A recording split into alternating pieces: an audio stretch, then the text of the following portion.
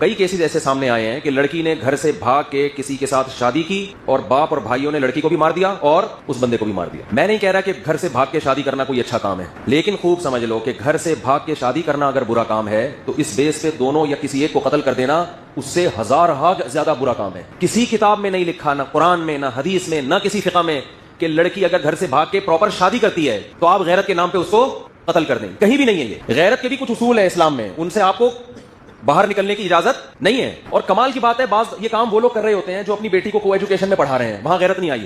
10 لڑکوں میں جا کے بیٹھ رہی ہے, وہاں غیرت نہیں آئی. اس کے پاس فیس بک ہے, سوشل میڈیا استعمال کر رہی ہے, 20 لڑکوں کو صبح شام دیکھ رہی ہے, وہاں غیرت نہیں آئی. وہ جب نکاح کر رہی ہے تو کیا آ رہی ہے؟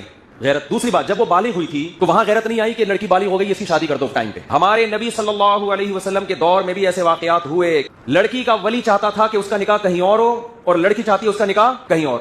ایسے کیس ہمارے نبی کی مجلس میں آئے ہیں, صحیح حدیث ہیں. ہمارے نبی تو لڑکی کو یہ نہیں کہا کہ یہ تو غیرت کے خلاف کام کر رہی ہے, یہ کیوں کہہ رہی ہے مجھے فلاں جگہ شادی کرنی ہے. بچی چاہتی تھی کسی غریب صحابی سے نکاح کروں میں, اس کے ولی چاہتے تھے مالدار صحابی سے, اور مالدار صحابی مغیرہ ابن شعبہ. حضرت مغیرہ ابن شعبہ فرماتے ہیں کہ مجھے وہ بچی تو نہیں, یعنی نوعمر تھی, مجھے وہ مل چکی تھی, مگر نبی صلی اللہ علیہ وسلم نے جب دیکھا کہ بچی کہیں اور نکاح کرنا چاہتی ہے, مجھ سے چھین کے اس کے حوالے کی گئی جس سے وہ نکاح کرنا چاہتی تھی.